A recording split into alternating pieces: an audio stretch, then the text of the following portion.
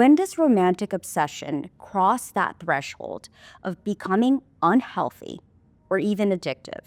When it starts taking your time, your energy, and sometimes even your money. Think about all those precious moments you spent daydreaming, decoding signs, replaying conversations.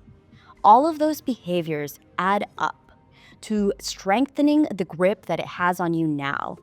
But what if you could take your power back? In today's discussion, I want to offer action-oriented approaches that will orient you back to living in your present reality and less in fantasy. And although I'm a licensed therapist, this is not substitute for medical advice or professional advice. This is the third and final video of my Limerence series to the free workbook that I linked in the description. I'll be referencing the seminal work of Dr. Dorothy Tinoff, as well as other research papers, which I include in the link. I'll be starting another series where I will be answering some of the questions that you have. So check that out on my Instagram, and don't forget to like, comment, and subscribe.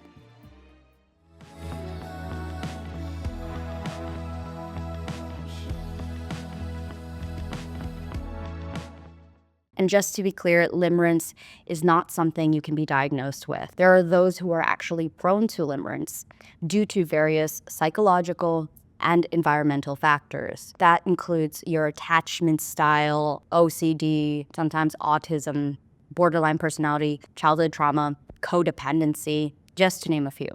What we'll focus on is the overlap in the distressing symptoms found in similar diagnosis of the obsessive disorders like OCD, hoarding, and body dysmorphia. Now, the core features in limerence are similar to this because it is all-consuming, perpetuated by certain behaviors or rituals, and most notably, it is ruled by distorted beliefs. There's a distinction between distorted beliefs and irrational beliefs, and this is important to know for treatment applications. Irrational beliefs are somewhat simpler to treat because, unlike distorted beliefs, these irrational beliefs can be refuted more easily, whereas distorted beliefs, such as those in limerence, often keep people stuck in the obsession because they seem plausible, which increases the hope and the motivation to act on them. This includes behaviors like ruminating, stalking their social media, engaging in rituals, or trying to decode some sort of sign that they are interested in you or that it is possible. When someone has distorted beliefs and poor insight, they struggle to see their thoughts as extreme or their behaviors as unhealthy. Without this awareness, they have little motivation to change or seek professional help. Let's look at hoarding and body dysmorphia as it compares to limerence.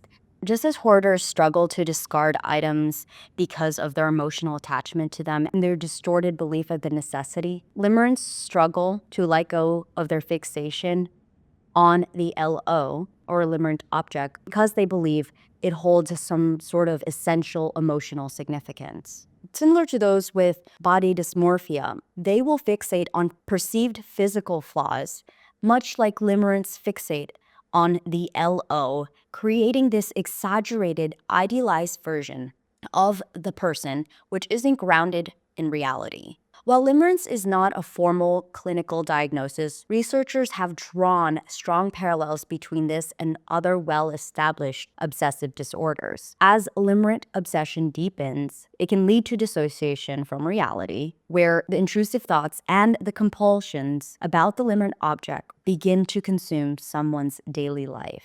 Many individuals develop ritualistic behaviors that mirror traits of obsessive compulsive disorder, or OCD. And the key distinction with OCD compulsions, like those of contamination fears or of hoarding, they tend to be broad and apply to different categories. They may have worries about many of their things containing germs or keeping multiple types of belongings. Whereas limerence fixates on one person, that is their obsession with the limerent object, which is why the strategies that I will be reviewing today are what is considered the gold standard treatment for OCD, which is exposure and response prevention.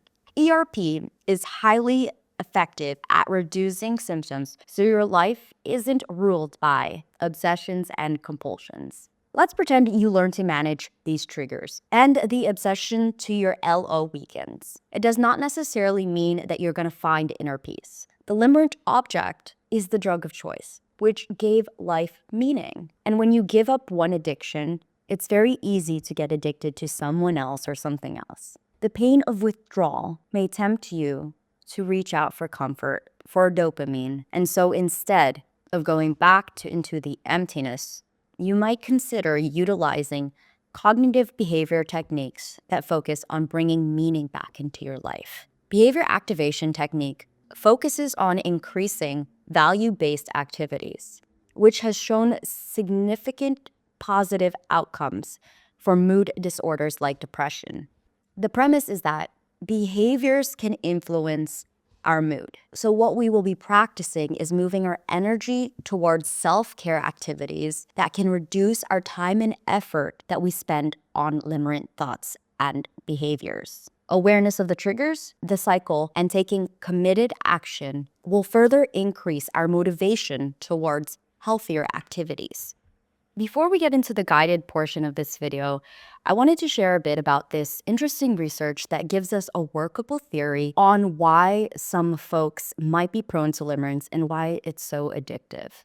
The findings in this paper are considered within the framework of mechanisms and of evolutionary history of romantic love.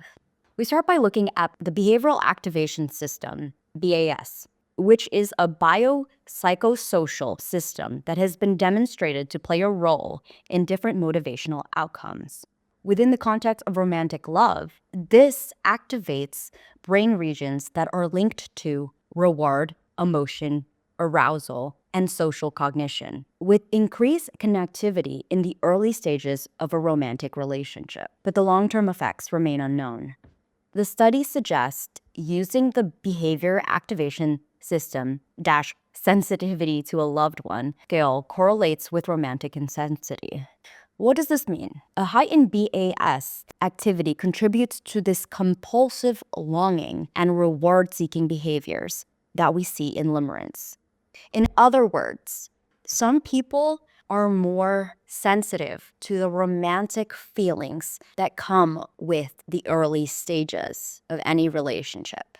Since the BAS is associated with dopamine-driven motivation and reward-seeking, it plays a role in limerence by reinforcing behaviors like seeking reciprocation and experiencing that intense euphoria from the attention that you receive. So when the brain links a specific person to intense reward and motivation, it reinforces that obsessive thinking and that compulsive behavior, making the longing feelings almost addictive. The good news is, in the same way the brain learns these patterns, we can also learn to unlearn them and reprogram them. That's where the behavioral activation techniques come in. By shifting our focus away from limerent-driven behaviors and towards actions that generate internal fulfillment, we can begin to rewire these reward pathways. Please read the disclaimer before beginning any of these exercises. Formal ERP is a clinical intervention which is completed with a trained professional. This workbook cannot substitute for that, but instead it can serve as a self-regulation tool. First and foremost, the goal of ERP is to desensitize the brain's overactive reward system and break the reinforcement cycle by utilizing gradual exposure. This technique requires active participation. We need to gradually face triggers without engaging in the compulsive behaviors that reinforce the obsession. This process is called gradual exposure, which we will couple with response prevention. Now let's go over how you might do this step by step. With the workbook, you need to come up with a list of progressive engagements or gradual exposures. I like to use the word progressive engagement instead of gradual exposures at times. Sorry if that confuses you. So what are exposures? Those are triggers that make you seek out the LO. When you come up with your triggers, you want to put them in order, which is why they call them gradual or progressive, starting from the least distressing to the most distressing triggers that you will expose yourself to or engage in. You will want to make sure that this is in a safe and in controlled manner. Each person's situation is different. So I included a list of triggers that can range from visual, auditory, environmental, situational, or even cognitive. Internal triggers, as it sounds, happens inside your head. Can include recalling a specific memory or fantasizing about the LO. If the triggers are cognitive or memory-based, utilizing mindfulness can be very helpful. Here are some suggestions of some mindful affirmations. I notice this urge, but I don't have to follow it. Right now, I am thinking about them out of habit, but I can shift my focus. Limerence makes me feel special, or fill in the blank, but they are just a person. My brain is seeking a reward, but I don't have to chase it. Right now, I am here, not in my thoughts about them. And as you do any of these mindful affirmations, you might want to practice using your body as an anchor by doing some breathing, or scan the room by looking around, noticing your feet flat on the ground, and choosing to redirect back to present reality. Once you've done that, you can choose a task that brings you back to yourself. I had to add this because I realized that this can get really confusing. In limerence, triggers and compulsions can be the same thing, which is why the cycle of obsession is vicious.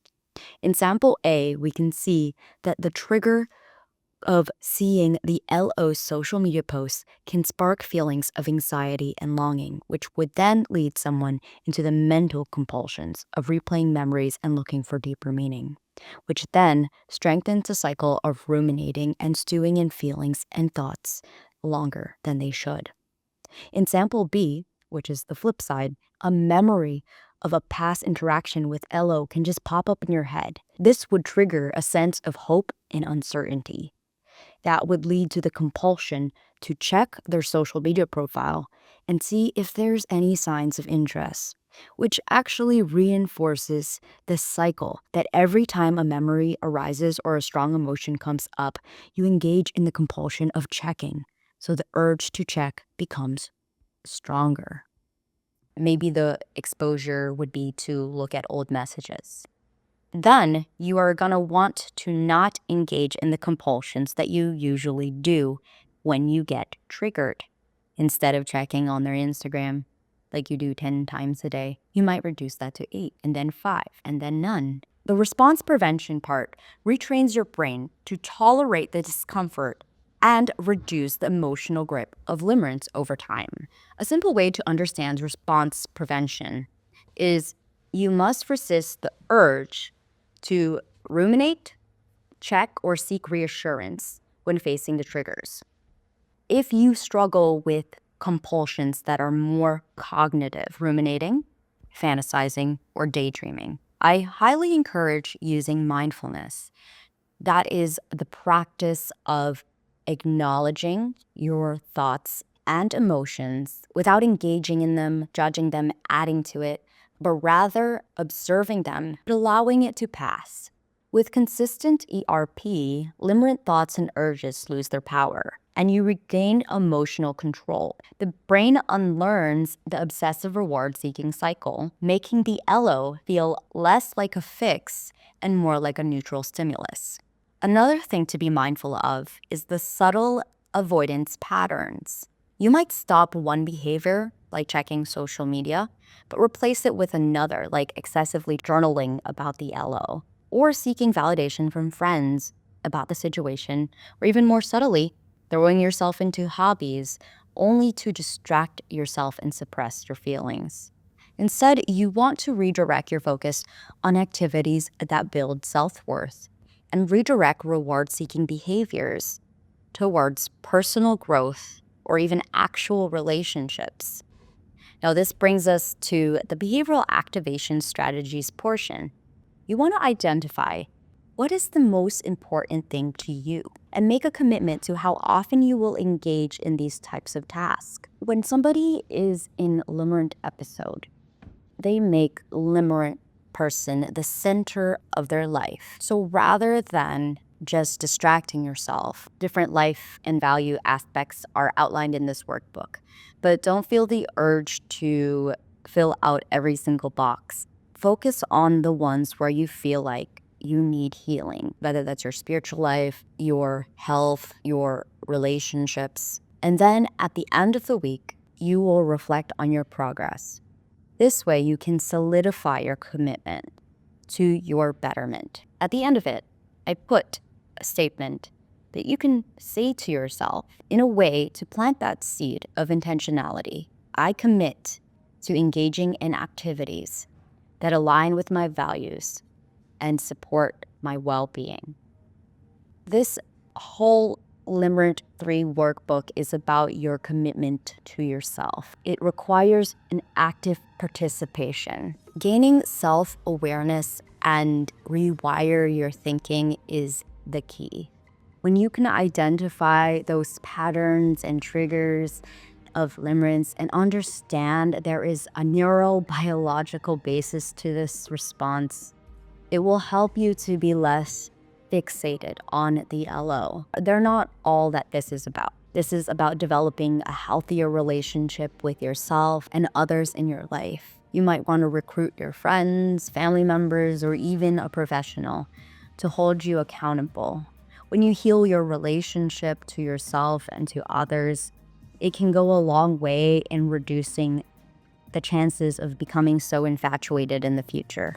And it might bring you back to a more meaningful reality. But the first step begins with that commitment to healing. I wish you all the best of luck, and don't forget to like, follow, and subscribe.